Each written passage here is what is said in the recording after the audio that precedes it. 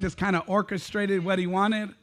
And so we end up buying the home. And as we were in the home, we started praying and seeking God. And then one day God spoke to me, as many of as you know I share. And God told me very clearly, he said, because I was asking God, why am I back in Hayward?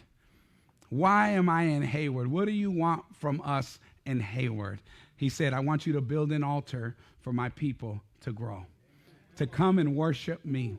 And so I shared with my wife, and right then and there, I even called Brother Lou. I said, Lou, wherever you're at, I need you to stop what you're doing, because God told us to plant a church. Listen, we don't know where, we don't know how, we don't know why. Well, we know why. We don't know how we're going to do it, but we just know that God told us to build something for him so that many families can come and know Jesus. And that's exactly what we did. Right there in our living room, we started House of Faith. And that's how we got the name, House of Faith. We knew that it was going to take faith for us to grow God's kingdom. Friday nights, we were having church. My son and I, we broke down this we had a huge fireplace in the middle of our home. And I go, we can't have church in here. I go, that thing got to go. And so me and my son, Jose, we demoed that thing. We broke down the fireplace, opened up our living room so we could set chairs out for Friday night, and had a small pulpit like this, and we started to preach. I want you to know that God is telling you to enlarge your territory today. God is telling you to enlarge your tent. He says, and stretch out your curtains. And so that's exactly what we did. We started to have Friday night service, and we were worshiping God. And then within a few months, our living room was full. Where's Martin? OG Martin. He's around here somewhere. He might be ushering. He's outside. But Martin was there. Louis was there. A few of us were there, and we were preaching the gospel, and we were believing God to enlarge us and strengthen us. And then before you know it, our living room was full. How many know that's a good thing? You know, when you have church in your house, you got a lot of cups left over. You got gum on the floor.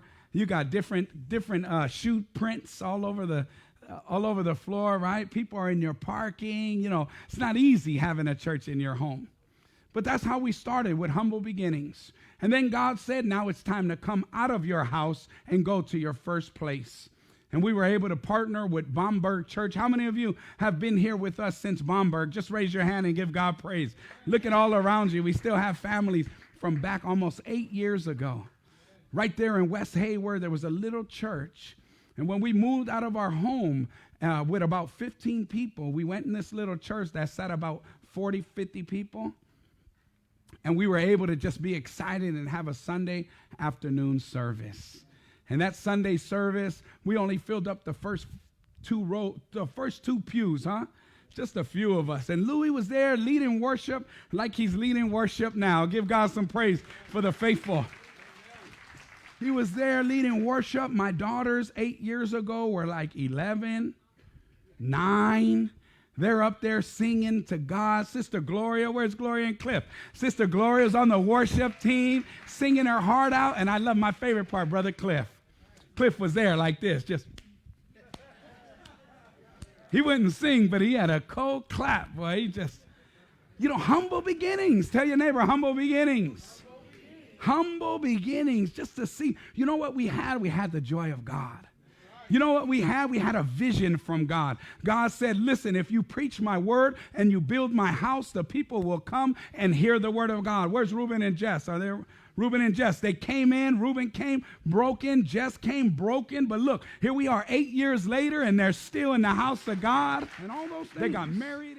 And so on Friday nights, we used to walk the neighborhoods. Every hood in Hayward, we walked that night. We were like night walkers. Right? Who remembers that? You guys remember that? Friday nights, we'll go hit a hood, South Hayward, North Hayward, West Hayward. It didn't matter where we were. And we would go out in the streets and tell people the good news. And one night, we were out there, and we were on the corner of Pompano in front of the Devil's Altar. Anybody know where the Devil's Altar is? Somebody say the liquor store. Look, some of you got hurt right now. That's my favorite place to be. I go to the liquor store now, but for bubble gum. And you could just feel the dark presence there at that altar. And we came as soldiers of light. And I remember Martin was there talking to some guy. I seen him, tattoos and cholo OG. I go, man, who's this dude? I go, he needs Jesus. And you know what? That's the day we met Johnny Lovato right there in front of the devil's altar. Right in front of the devil's altar. He was there worshiping the devil, let's be honest.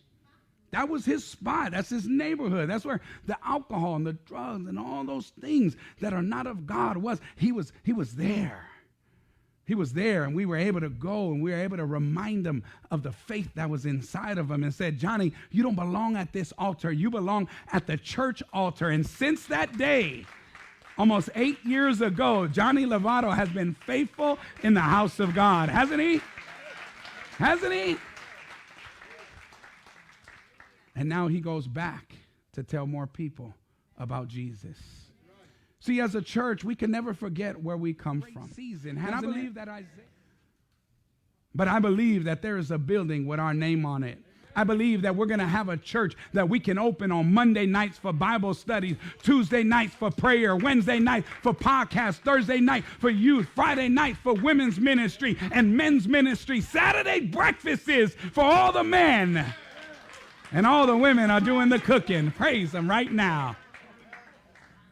Where we can have block parties and a taco man, and we can do revivals on Saturday, Sunday, and Monday, where we can do all the evangelism we want. Man.